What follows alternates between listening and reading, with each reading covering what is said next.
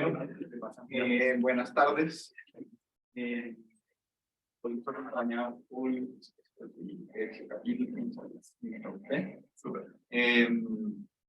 él obtuvo su doctorado de aquí en la Católica, ¿no? Es aquí localmente de la Católica.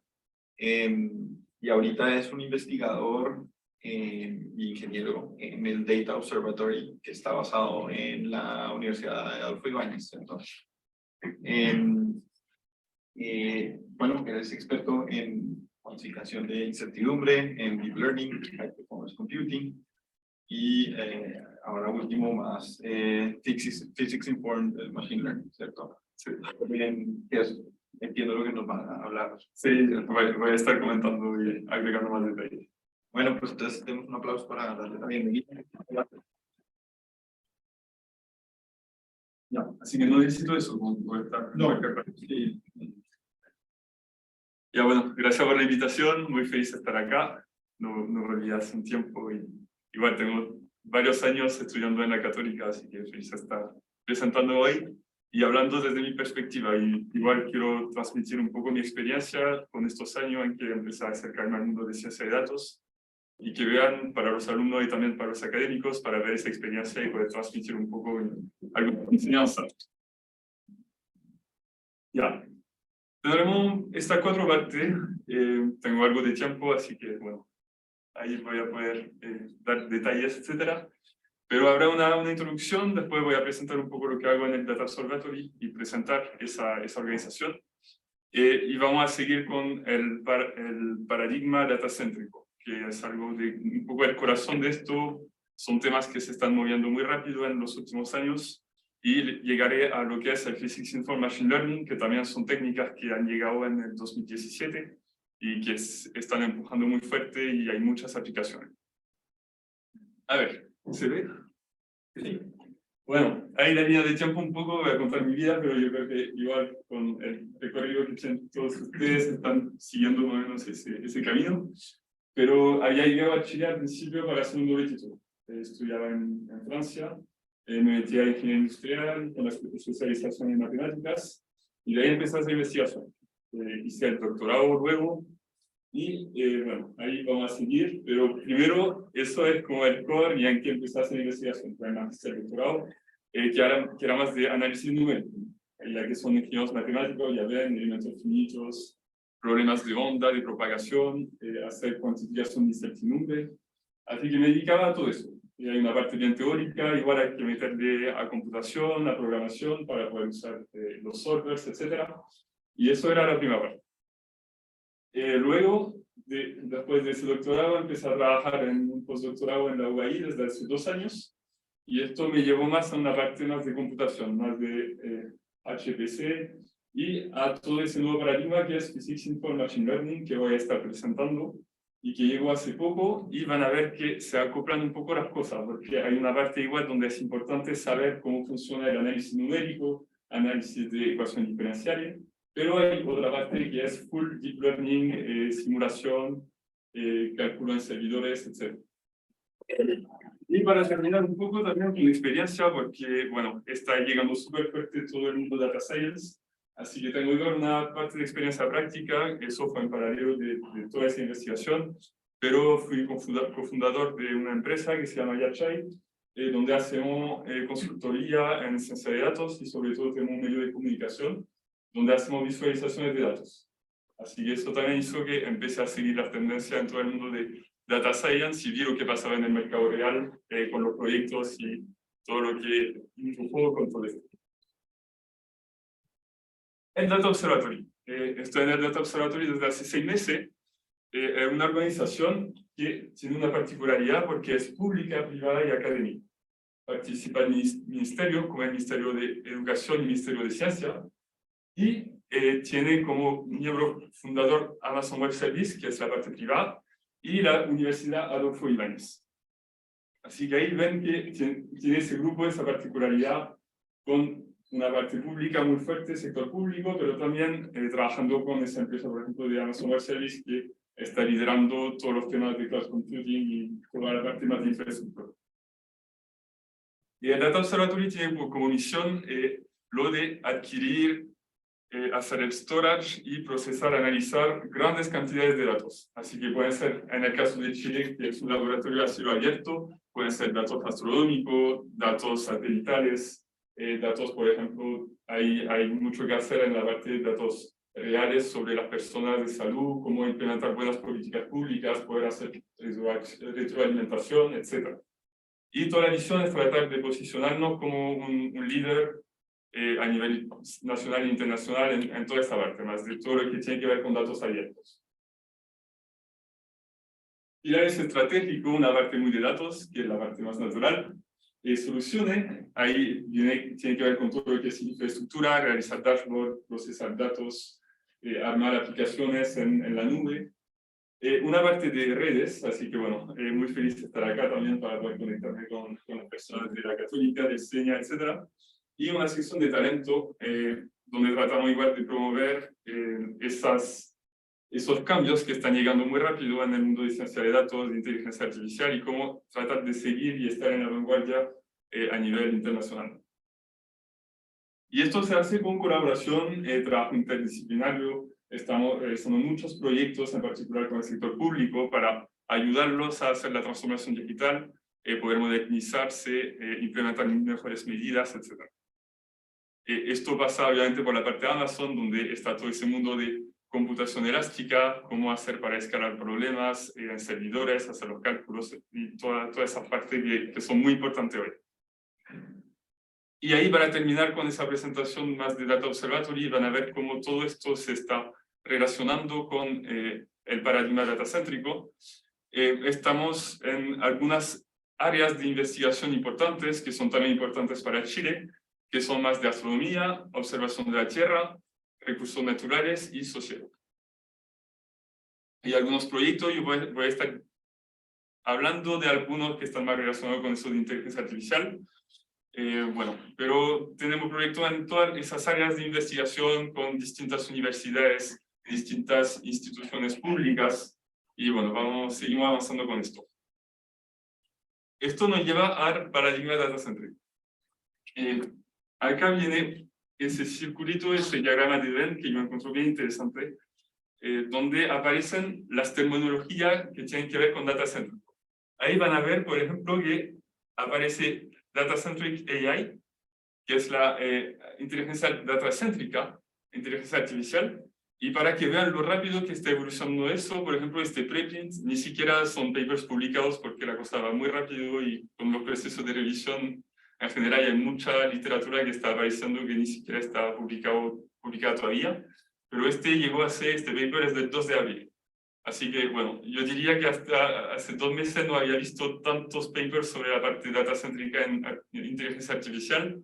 Me hubiera quedado quizá con los 2 circulitos de abajo, pero por ahí va todo esto, como que está evolucionando mucho y, como siempre, cuando hay terminologías nuevas que llegan, cada uno tiene su definición, no se estabiliza nada todavía y todo está en perpetuo cambio. Así que yo voy a insistir más en eso, de organización datacéntrica y ingeniería datacéntrica, que hay definiciones que son un poco más estables. Organización datacéntrica, estamos muy interesados por eso, también en el Data Observatory, nos estamos moviendo con eso.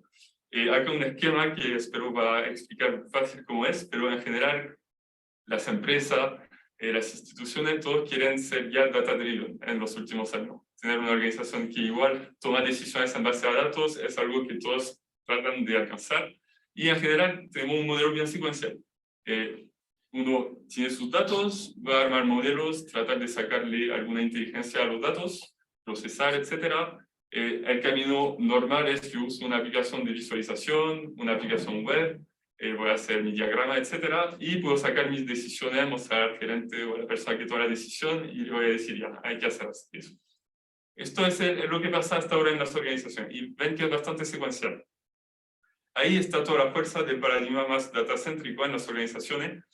Pasa que uno pone de verdad el dato como primer recurso de toda la organización. Uno tiene ese recurso que es el dato y todo se va a construir, todo el ecosistema de la organización se va a construir en base a ese dato que viene en el centro céntrico. Y ahí ven que eso permite igual empezar a desarrollar todo un árbol con distintas estructuras que todas están centradas en ese dato. Y ahí, por ejemplo, uno puede imaginar, en qué están las cosas hoy. Uno puede imaginar, por ejemplo, una plataforma arriba de visualización de datos que va a hacer el monitoreo constante de qué pasa con mis datos. Puedo, en otra parte a la derecha, por ejemplo, tener al tiro un modelo que va a hacer, por ejemplo, inteligencia artificial y voy a poder monitorear también las salidas de este modelo. Y a la izquierda, algo, por ejemplo, de datos satelitales. Imaginemos que tengo que procesar mucha información en tal lugar. Puedo imaginar tener sensores, todo lo que es de Edge, donde voy a hacer, por ejemplo, computación no en el cloud, pero directamente donde se sacan las observaciones, hacer preprocesamiento de información, etc. Y llevo todo eso de nuevo a otro modelo, donde ahí, por ejemplo, podría haber un digital twin, que sería, por ejemplo, un asistente virtual.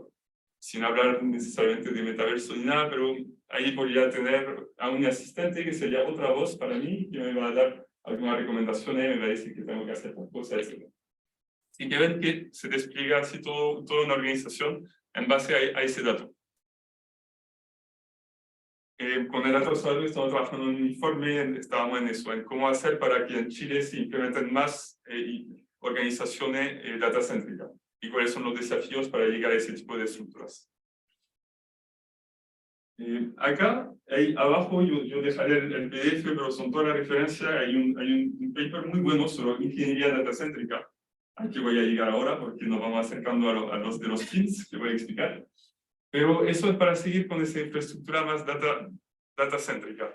Si tengo una organización datacéntrica, ahora y mañana hay muchos tipos de tareas que son nuevas, que están llegando en los últimos meses, que necesitan a ingenieros matemáticos, ingenieros computacionales, y que van a permitir tener todos esos ecosistemas. Abajo ven toda la parte de DevOps, por ejemplo, poder desplegar aplicaciones, desplegar modelos, y están llegando nuevas tareas, todo un mundo de posibilidades para poder hacer que todo esto funcione, para hacer monitoreo, por ejemplo, de los modelos de inteligencia artificial, toda la parte acá de MLOps, donde uno va a necesitar de verdad a gente muy especializada que sepa manejar modelos de machine learning en tiempo real, que sepa hacer todo ese trabajo de entrenamiento, de optimización de hiperparámetros, etc. Y está ahí, por ejemplo, la parte de CMOps, que sería cuando tengo datos en tiempo real. Tengo un streaming de datos en mi organización datacéntrica y tengo que saber monitorear, procesar estos datos en tiempo real, etc. Así que ven, la mayoría de estas cosas no existían o no había tanta necesidad hace un par de años y esto está llegando muy fuerte. Y bueno, ese diagrama era más para la parte de Digital Twins, porque esto está llegando igual al mundo de las empresas, pero hay trabajo igual en la investigación, donde para tener eso de Digital Twins, para tener a un gemelo que de verdad va a representar la realidad de lo que quiero hacer, ven que se necesita todo esto. Así que ya, cerremos la puerta, estamos listos con la parte más de organización datacéntrica, y acá voy a llegar a lo que es más ingeniería datacéntrica, que es un concepto distinto y tiene que ver con toda la idea de poder usar información física que uno tiene sobre el problema para poder incorporarla a modelos de ingeniería. Así que ven que en este caso yo parto del data driven, voy a estar mostrando más diagramas después, pero para resumir, yo tengo un modelo, por ejemplo, de deep learning en base a datos. Lo típico, voy a aprender una función, voy a aprender un operador, y es cómo puedo agregar información externa, información sobre la física. Yo sé que mi problema cumple tales leyes, etcétera, y cómo voy a poder agregar toda esta información a mi modelo para que pueda aprender mejor. Y esto, ahí, es todo un mundo donde hay algo muy nuevo, porque ven que acá es como la versión a riesgo y acá es la cantidad de datos. En general, si tengo pocas observaciones, tengo pocos datos, estoy simulando un problema, por ejemplo, no sé, un problema de aeronáutica, un fluido, lo que sea. Acá, por ejemplo, si tengo pocos datos, pocas observaciones que podrían ser empíricas, me sirve usar un solver tradicional, solver numérico, pocos datos, voy a hacer una simulación tradicional. Por otro lado, si tengo muchísimos datos, en general, bueno, es mejor usar directamente eso. Este es el tema de la aversión al riesgo. Así que si en general tengo muchos datos y me da igual que, por ejemplo, mi modelo tenga una precisión de un 80%, bueno, voy a hacer eso métodos típicos de Machine Learning o de Deep Learning y voy a entrar en mi mundo. Y acá llega todo este mundo que es más datacéntrico, donde uno puede usar la información a la vez de los datos que tengo de las observaciones y la información física del modelo que voy a tratar de aprender. Y así es como llegamos a la parte de PINS y de Physics Informed Machine Learning. Ahí llegamos a algo un poco más matemático. Partimos con hay un problema bastante general, donde tengo un BVP, tengo un problema con una ecuación, un operador diferencial, en un dominio definido acá, condiciones de borde, y bueno, el camino normal es, por ejemplo, usar formulación variacional, elementos finitos, etc. Pero acá en este caso está ese trabajo de los PINS, entonces que llegó en el 2017 por ese trabajo de Resi, Verticalis y Caniacalis, que entonces ese paper ha sido muy citado y llegaron cientos y cientos de papers en los últimos años, llegando después de esto. Y esto al final va a ser, en resumen, usar una red neuronal para resolver ese tipo de problemas. ¿Cómo funciona? Entonces, yo parto de este problema de valores propios y voy a usar una red neuronal para simular la solución a mi problema. Así que ese U lo voy a aproximar por una red neuronal. Está bien, tengo el U, pero tengo que poder generar los datos de entrenamiento. Y eso se hace por colocación, un punto de colocación. Así que si tengo una solución bien suave, voy a generar en mi dominio, voy a samplear puntos en mi dominio, voy a samplear puntos en la frontera de mi dominio. Si tengo observaciones externas, voy a samplear estos puntos también. Y así de simple, al final voy a definir un modelo de Deep Learning, una red neuronal acá, y esa red neuronal va a simular esta función. Y acá llega la fuerza de la red neuronal, y en este caso se llama Feed-Forward Neural Networks, que son la más básica, la más simples, y que uno puede usar diferenciación automática. La diferenciación automática te permite calcular los gradientes para optimizar esa función de pérdida, pero también permite acceder a los gradientes en las posiciones. Así que gracias a esto me va a resultar fácil, por ejemplo, si eso es un Laplaciano, por ejemplo, para hacer segunda derivada en cada dimensión, con la diferenciación automática en una línea de código, con TensorFlow o cualquier backend de Deep Learning, yo puedo calcular cada término acá. Y acá, por ejemplo, condiciones de Dirichlet o de Neumann, y me resulta muy fácil, al final, evaluar ese residuo acá, enchufar eso en la función de pérdida, y usar una red neuronal para aprender ese problema. Acá la función de pérdida, ven que aparece un primer punto, que es ese residuo de la ecuación diferencial en el dominio. Ven que acá se calculan los puntos de colocación, los puntos que yo sampleé en mi dominio. Luego se calcula la función de pérdida, ese término que va a ser en la frontera, donde yo sampleé puntos también en la frontera, y en cada uno de esos puntos voy a ver de cuánto es el error. Y finalmente, eso en un caso, por ejemplo, de lo que les conté de data-centric, uno puede imaginar que estoy resolviendo esa PDE, por ejemplo, pero que en algunos casos puedo estar con una falta de información sobre este problema y voy a poder usar información externa. Así que voy a usar mis observaciones y en el approach más data-driven, y voy a enchufar eso también en mi función de pérdida. Así que ese paradigma funciona en el caso en que yo solo tengo datos y no conozco, por ejemplo, esa ecuación, y funciona también en el caso en que yo no tengo ninguna observación, así que puedo usar mi PIN como un solver tradicional. Y bueno, se define esa función de pérdida, yo tiro eso a un entrenamiento con cualquier optimizador, o en general se hace con Adam, y esto me va a dar una aproximación a mi problema inicial. Lo bueno de estas técnicas, yo creo el éxito también de las PINs, es que son muy fáciles de implementar. Las diferencias finitas son fáciles de implementar también, pero acá en el caso de PINs, para resumir, tenemos un diagrama que podría tener alguna semejanza con un código de elementos finitos, o algo que uno podría ver en Phoenix, en Dolphin. Así que ven que necesito poder samplear mis puntos de colocación en mi dominio y mi frontera. Así que lo único que necesito es poder definir mi dominio, saber cómo generar puntos random, uniforme o como prefiera adentro de ese dominio y poder definir mis ecuaciones. La ecuación del dominio, condiciones de frontera. Yo acoplo todo esto con la definición de mi generación de datos y después es muy fácil, yo genero cualquier modelo de Deep Learning y lo compilo, lo entreno y hago la predicción. Acá estamos en el esquema tradicional de modelos de Deep Learning. Y eso es como están implementados las pins, por ejemplo, en la librería que se llama DeepXD, que es una librería que voy a comentar un poco después, una librería open source que está teniendo bastante éxito, o alcance, ¿no? A ver, aplicaciones. Hay distintas aplicaciones. No sé si ven, pero no estuve hablando nada de si estaba trabajando en un problema lineal o no lineal.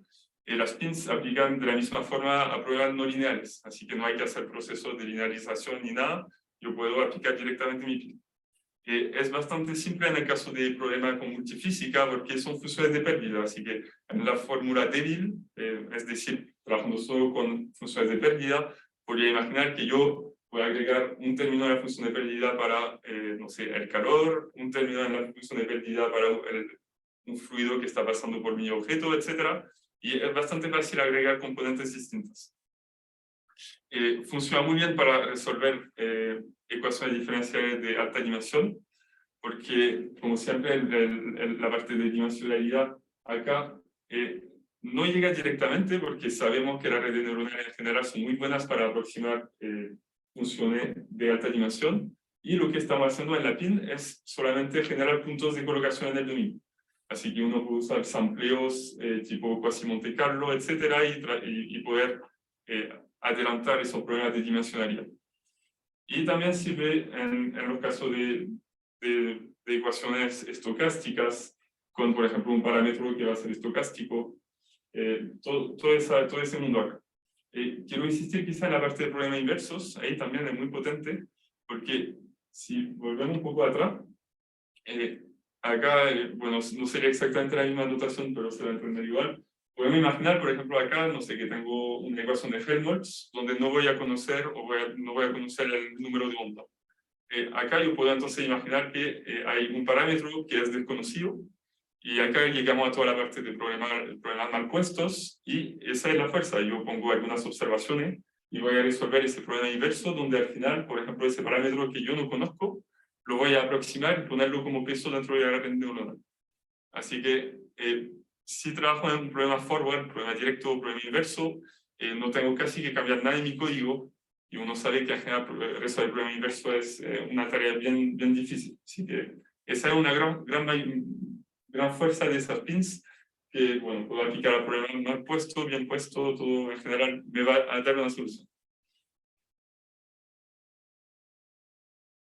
¿Alguna aplicación? Volviendo al Data Observatory, es un trabajo que estamos haciendo con Axel Ossa y Francisco Ortega de la Universidad de Chile, y con un alumno de magíster que tienen ellos, que es una aplicación de sismología. Hasta ahora nos hemos dedicado más que todo a la parte de implementación PINs, pero todo lo que se quiere hacer es llegar a poder simular fallas en la Tierra, y ojalá en algún momento empezar a incorporar datos reales del Centro de Sismología Nacional, Centro Sismológico Nacional. Así que ahí ven un poco cómo es las cosas, pero luego, bueno, hay un montón de oportunidades, porque uno podría imaginar que se tiene el modelo en tiempo real, llegan señales, uno puede hacer la detección, hasta la detección de fallas, etc. Por el momento hemos avanzado bastante, tenemos el problema forward resuelto con el evento finito, eso nos permite generar observaciones, y estamos trabajando en la parte de implementación con PINs.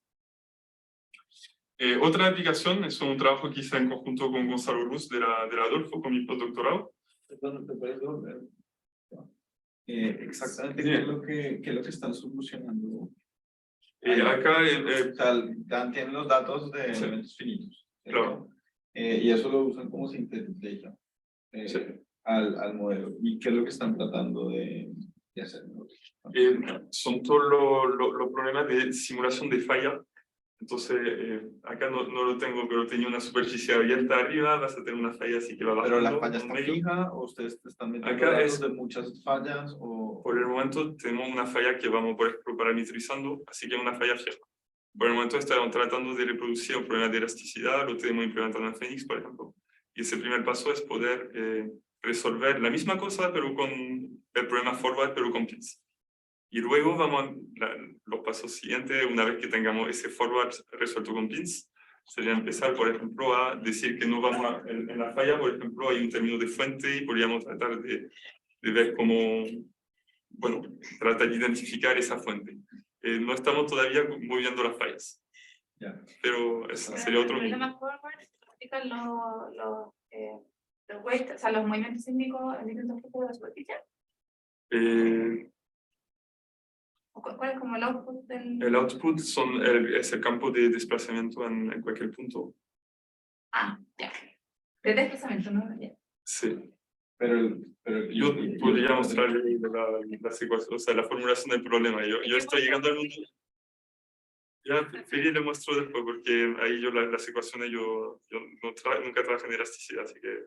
Pero el problema viene bien puesto y la parte también está correcta. Pero sí, ahí como que por el momento se ya trabaja en un modelo de 2 dimensiones, un medio donde vamos a, no homogéneo, pero le ponemos esa falla y bueno, ahí es un problema igual que... Y eventualmente la idea es que como en tiempo real poder hacer, porque el forward problem se soluciona rápido, digamos. Claro. Igual, la idea es que como algo de tiempo real o alguna cosa así, como para justificar el hecho de que nos está entrenando tremendamente. La idea es ir por ahí también, sí, es tratar de tener un modelo entrenado que pueda después hacer predicciones rápidas y ir acercarnos más al mundo de problemas inversos, por ejemplo, detectar la falla más rápido. Voy a comentar un poco algunas cosas, de hecho, que no son directamente pins, porque pins, tal cual, te sirve para, tienes un problema DAO que no se mueve tanto y, bueno, da una solución. Pero yo creo que, bueno, voy al tiro a ese punto, ¿no? Pero hay algunas extensiones, después vuelvo a las aplicaciones. Pero hay también todo un mundo en el hecho de que las redes neuronales entonces sirven para aproximar cualquier función y también cualquier operador. Así que se introdujeron también lo que se llama DeepNets y otra componente también, porque el DeepNet va a ser 100% data-driven. Es decir, tengo un operador, tengo un montón de soluciones de este operador y voy a tratar de aprender ese operador usando una red neural. Existen también aplicaciones donde uno se llama Physics Informed DeepNets, donde al final uno va a aprender un operador donde voy a agregar una parte física. Y esto es bien útil también, de nuevo, porque permite hacer más cosas, porque en vez de aprender solo la solución de un problema dado, acá puedo aprender una clase de problemas. Así que puedo decir, no sé, el input podría ser el término, los datos, por ejemplo, de mi problema, o podría ser la forma, o podría ser muchas cosas.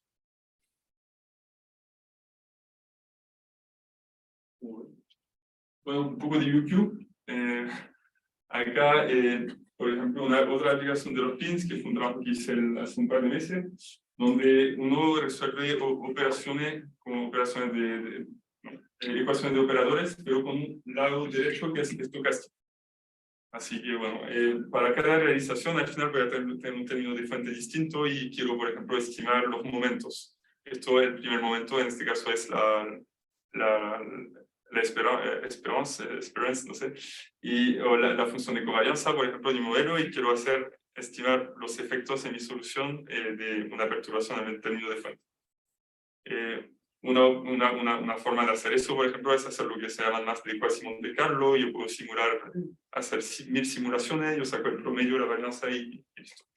Pero otra forma de resolver ese tipo de problemas es aplicar los momentos y uno llega a lo que se llaman ecuaciones tensoriales. Una ecuación como esta es una ecuación determinística, salvo que acá aparece un operador tensorial. Así que bueno, este m va a crecer va a ser un tensor de dimensión k, y son problemas que al final son bien difíciles de resolver porque llega todos los problemas de dimensionalidad, etc. Y acá hay una aplicación en la que esos pins al final aplican casi con ningún cambio a un problema de este tipo. Así que ahí uno puede aprovechar de la fuerza de las redes neuronales de nuevo y bueno, de esa estructura muy básica y simple que tiene para poder resolver este tipo de problemas. Y funciona muy bien, escala muy bien con la dimensionalidad, permite resolver ese tipo de ecuaciones para momentos bastante altos, lo que con unos elementos finitos yo hasta ahora nunca había podido hacer. Hay varias librerías open source de pins, por ejemplo esta que se llama DPXDE, yo estoy colaborando en esa librería, ahí vieron el diagrama antes, pero es un código bastante simple de entender. A nivel más industrial, NVIDIA tiene una librería también open source que permite hacer pins, pero por más elaboradas todavía. Y ven acá en problemas de multifísica lo hicieron para el diseño de sus GPUs, para hacer los temas para ventilar las GPUs, hacer estudios de optimización de diseño, y ellos hicieron algunas aplicaciones que son muy potentes. Y finalmente, otra librería que yo estuve armando, que va hacia la parte de poder usar este tipo de modelos de una forma paralela en varias GPUs. Así que estoy trabajando con lo que se llama Horobot, que es un framework que permite pasar, por ejemplo, un esquema de pins de una GPU a varias GPUs, usando, por ejemplo, datos de entrenamiento en cada GPU y haciendo todo ese trabajo de poder compartir las funciones de pérdida, los pesos, los gradientes, etc. Bueno, y aparte con las extensiones, estamos casi. Bueno, lo bueno es que uno puede decir, ya, yo aplico PIN y voy a combinar PIN con tal cosa de Deep Learning que ya existe y se está haciendo mucho eso. Así que hay muchos nuevos modelos que están emergiendo donde uno va a usar un tipo de redes neuronales que son un poco más elaborados. Por ejemplo, eso de Extreme Learning Machine, que son todos los tipos donde uno usa una sola capa y eso permite ahorrarse el entrenamiento. Así que uno puede empezar a obtener los pesos sin tener que hacer todo ese costo de entrenamiento lento. Llegaron en la parte de UQ lo que se llaman Bayesian Pins, que permiten hacer inferencia bayesiana usando pins, que es muy potente, algo pesado, así que no sé cómo escalar todavía. Finalmente ahí llegamos a la pregunta de siempre y que se comenta siempre, si ya está bien, pero al final estamos usando redes neuronales, no tenemos garantía de convergencia, ¿por qué estar usando eso? En cuanto a eso, hay algunos trabajos igual, hay mucho por hacer todavía, pero que dan igual ciertas cuotas de convergencia para la solución que uno obtiene. Había mucho que contar ahí en todo eso. Bueno, así que algunos desafíos, bueno, es lo de siempre, como estamos trabajando con problemas que son altamente no convexos con redes neuronales, vuelven todos los problemas de redes neuronales.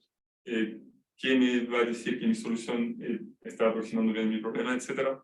Acá hay mucho trabajo, hay cosas teóricas que se están haciendo, uno va a poder en ciertas condiciones definir las funciones, etcétera, y decir que va a funcionar y converger de tal forma, o al menos que existen redes neuronales que van a converger de tal forma. Y algo que me parece muy importante y que es un poco el centro de todo esto es cómo ir más allá y cómo empezar a acoplar esos métodos de pins o de Physics Informed Machine Learning con métodos tradicionales. Cómo usar redes neuronales para acelerar, no sé, un precondicionamiento, para acelerar mi solución, para aprender mejor, o aprender el mapeo, etc. Y por ahí va un poco el futuro de todo esto y hacia eso se están acercando los trabajos en la que... Bueno, antes de terminar, para los que están interesados en todos esos temas de pins, eso es lo que hice cuando partí hace 2 años con pins. Primero, el paper original es muy bueno, el de Resi. Le recomiendo mucho ese paper si quieren tratar de entender mejor cómo funciona. Y un paper también de la librería DPXDE, que es muy bueno. Y bueno, esos son los pasos que seguí cuando partí. Después recomiendo empezar a ver un backend, podría ser TensorFlow, podría ser PyTorch, hay también hay implementación en JAX, y en este caso, bueno, al día de hoy es muy fácil encontrar en cualquier parte muy buena referencia. Google sirve mucho, ver videos, entradas de blogs, tutoriales, etcétera. Está empezando a emerger muchos tutoriales de pins o de cómo aprender TensorFlow en poco tiempo, etcétera. Y para terminar, recomendaría esos videos. El Crunch Group es el grupo de uno de los investigadores que creó los pins, de Kaniadakis. Y hacen seminarios como este seminario de hoy cada semana, donde publican, donde hacen algunas charlas sobre todo el mundo de pins. Así que si uno quiere saber en qué está de verdad la cosa hoy, hay que mirar para allá. Y bueno, finalmente en la parte de Deep Learning, me imagino que ya conocen, no varios de ustedes conocen esos cursos, pero el último curso que llegó de Multitask Deep Learning en Stanford, que se publicó hace un par de meses, yo lo encuentro sensacional. Bueno, para terminar la charla, y eso más orientado al público estudiante, bueno, más bien insistir en la parte de las enseñanzas y cuando uno quiere aprender, por ejemplo, y yo sé que muchas personas se quieren meter al mundo más de Deep Learning, no saben cómo hacer la diferencia con otros, por ejemplo, porque muchos dicen que están interesados con ese tema. Y en eso quise insistir más en todo ese mundo open source, en que es importante, bueno, saber usar GitHub, y si tienen tiempo y que quieren aprender y que tienen energía que dar para meterse a proyectos, bueno, vean por ahí, y es un tema de atreverse, ¿no? Si uno puede llegar a estar colaborando en algunas librerías que son grandes, y eso en una muy buena referencia yo encuentro después para el mundo laboral, etc. Y también la importancia de los proyectos, porque ahí también están estudiando, y yo creo que cuando uno llega al mundo laboral es muy importante poder mostrar cosas concretas. Yo decía que hice este proyecto de ciencia de datos, hice en ese algoritmo, pueden meterse a mi página de GitHub, está todo.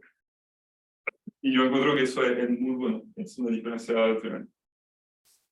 Y ahí, bueno, yo los inundé con conceptos del mundo datacéntrico, pero ven que se están moviendo mucho las cosas, y hay que tener siempre una cultura general de muchos temas distintos. Porque es importante entender cómo va a funcionar el modelo, es importante saber cómo desplegarlo, hay que a veces tener algunas nociones de cloud computing, así que está llegando esas 1000 cosas al mismo tiempo, y bueno, no hay que asustarse tampoco, porque son temas que son tan nuevos que al final nadie es experto en todo, y bueno, así que es importante interesarse a todo y tratar de ver un poco las tendencias. Y para terminar, insistiendo también en la fuerza de eso, de lo que pasa con los pins, que en la investigación hay muchas personas que son expertas, por ejemplo, de Deep Learning, pero que no tienen tantas nociones de ecuaciones diferenciales, y bueno, que van por su lado. Y hay otro mundo que es análisis numérico, y que a quien no le interesa tanto hacer simulaciones de alto rendimiento, etc. Así que bueno, desde el lado IMSUC yo creo que acá es un poco la fuerza también de lo que están estudiando ustedes, porque hay pocas personas que tienen esas dos partes al mismo tiempo. Así que hay que valorar eso y seguir avanzando así. Eso, ahí tienen mi correo, si me quieren escribir, LinkedIn, lo que sea. Feliz. Gracias.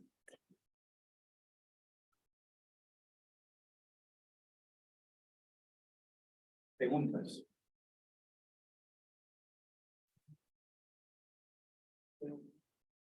Gracias por la charla.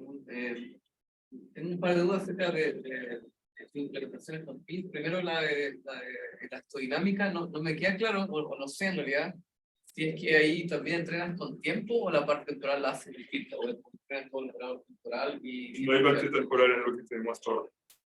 ¿No era elastodinámica? ¿Elasticidad, sabes? Elasticidad. Pero en el dominio de frecuencia, ¿cómo ven? Tengo que meterme a la formulación de la frecuencia de... Sí, yo creo que el debe ser por el... Ok. Fijo. Y vi que tenía, no lo mostraste, pero vi que tenía una referencia a un paper tuyo para Hempel. Sí. Sí, no estuve hablando de eso, pero... Sí. Un poco de tus resultados y decir que se puede, porque está dando review, parece, ¿no? Sí, se está demorando mucho. Nosotros estamos en la primera fase, estamos esperando la respuesta del segundo, pero cambiaron el review, no sé si demora demasiado. Y quería, o sea, me interesaba más, ¿qué pasa me imagino que tienes que entrenar con una frecuencia fija, o lo haces como el DeepNet? ¿Haces pins o DeepNet ahí? Acá estoy haciendo pins con una frecuencia dada. Claro. ¿Y cómo se comporta el sampleo con la frecuencia alta, digamos? Se comporta mal. Se comporta mal, ok. Como siempre, al final todo es... Sí, exacto, quería ver si no, le pasaba cuesta alguna mucho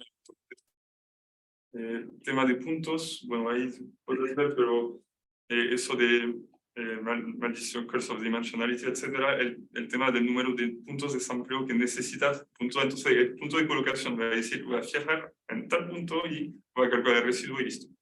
Al final se necesitan pocos puntos comparado con el elemento finito. Tú le ganas muy fácil, empiezas a hacer cosas funcionando, pero todo el desafío es el entrenamiento. Y que acá, cuando aumentas la frecuencia, en general, tú tienes como toda esa parte muy lenta, con Adam tienes que esperar una hora para que vayan bajando. ¿Y cuántos datos tienes que meter también los datos? Generar los datos antes. Eso demora un montón. Claro, pero esa parte, hasta ahora por lo menos, no ha sido la principal limitación.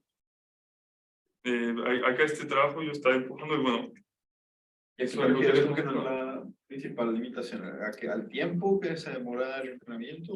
La principal limitación es que, bueno, eso fue todo ese, bueno, para tener un poco de contexto, y llegué hace 2 años, empecé a aprender pins, empecé a programarlos, a aprender lo que podía, pero no pensaba que iba a trabajar en esta parte, y al final me di cuenta de que había todo un desafío en el entrenamiento, porque es de verdad inventar, ya voy a usar esos hiperparámetros y una vez te va a tirar una solución que tiene un por ciento, una muy buena precisión, y cambiando algo, hay muchas configuraciones de hiperparámetros cuando no aprenden. Adam va a conocer muy mal y va a tener una solución que no va a tener. Así que bueno, eso fue ese trabajo ahí donde empecé a hacer técnicas como muy simples de optimización de hiperparámetros. Ahora, en ese caso, en un caso en particular, para tratar de ver qué funciona. Y estamos hablando de escoger el número de hiperparámetros o qué específico. Acá los hiperparámetros, por ejemplo, van a ser la cantidad de capas, número de neuronas por capa, función de activación, el peso que yo pongo en función de pérdida entre cada término. Y ahí pongo ese vector y trato de encontrar una solución óptima. Una configuración óptima. ¿A qué conclusión llegaste? O sea, ¿estabas forzando alguna arquitectura o qué tipo de funciones de activación te funcionó mejor? O lo que sea? Hay de esa parte y al final era hacer la cosa al revés, porque por ejemplo los tutoriales básicos de PIN siempre usan tal parámetros, no sé por qué, pero funciona. Y llegué un momento a la misma conclusión, llegué a los parámetros tradicionales que se usan. Es difícil saber por qué. Uno termina con problemas con algunas 3 capas, voy a poner más o menos 150 neuronas por capa. Eso me dio algunas tendencias que al final están funcionando para todos los problemas. Eso ¿Y función de activación ReLU? era funcional, bueno, no sé si por qué estaba trabajando con problemas de Helmholtz, pero funcionaba con seno. Seno. O tan hiperbórica. No se pueden usar ReLU al final porque acá, por ejemplo, en Helmholtz tú tienes una segunda derivada acá. Así que si usas tu ReLU acá tú vas a tener algo en cero. Así que hay que usar cosas C2. A menos de que estés con una formulación variacional. Solo tienes una. Ese es el tema. Y eso es lo que hace. Bueno, así que cuando uno parte, bueno, es súper fácil desplegar y usar esa librería, pero que es académica, no es para hacer cosas más complicadas. Y ahí uno llega en Modulus, que es muy difícil de desplegar, pero que tiene todo eso. Que se llaman variational pins, donde uno va a usar una fórmula de versión variacional al final, definir algunas funciones test, y usar la pin para la función de prueba. O sea, no de prueba, la otra. La aproximación. Volviendo al problema de Helmholtz, de que pues, cogiste un dominio, supongo, ¿cierto? Un cuadrado, lo que fuera. Acá para Helmholtz está en casos bien simples de lo típico, un cuadrado. 0,1,0,1, juego con la frecuencia, con la dimensión y esto. Sí, quería saber cómo más o menos cuántos parámetros estabas entrenando, cuántos estaba demorando, más o menos como una idea, si me puedes dar. Cientos de miles, 10.000, o sea, de orden de magnitud. Claro.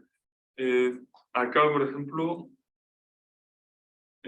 cuando estuve trabajando en eso de tratar de pasar a ver la GPU, uso el servidor de la Adolfo, que son RTX 8000, que tienen igual mucha memoria. los casos típicos de GPXD son para casos de Beltrami, por ejemplo, entonces 3 dimensiones, se demora 3-4 minutos, con 80.000 puntos de entrenamiento más o menos. 80.000 puntos de De entrenamiento. entrenamiento, o sea, así que tu red igual va creciendo con los puntos de entrenamiento que usas. Los modelos no son muy pesados en general. Al final aprendes esas soluciones, el hecho de agregar esa información física hace que de verdad achuntas súper bien la solución real. Así que no necesitas tener un modelo muy complicado, así son modelos que son modelos de pocas capas en general. Bueno, así que hay un tema fuerte en lo del entrenamiento, de nuevo, porque cada época no va a ser tan... Y de 80.000 datos de entrenamiento y ¿cuántos hiperparámetros en este caso tenías? En ese análisis que hice para Helmholtz, ¿O cuántas capas? No sé. en el caso de Helmholtz yo me quedaba a menos de 5 capas. En cada capa teníamos unos 150. Entre 50 y 150.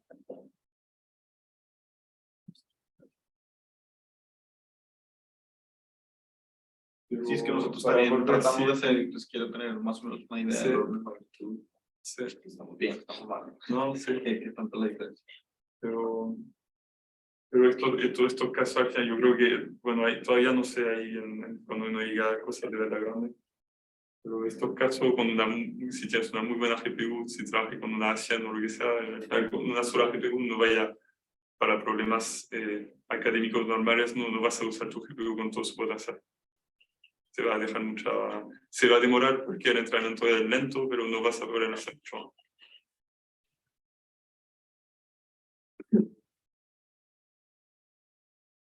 Tengo una última pregunta. Dale.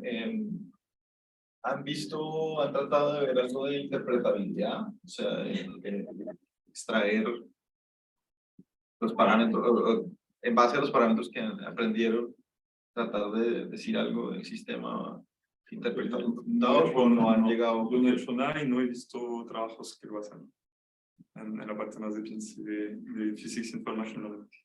Hay algunos, pero ¿Sí? Quería saber más o menos si lo hay. Yo no.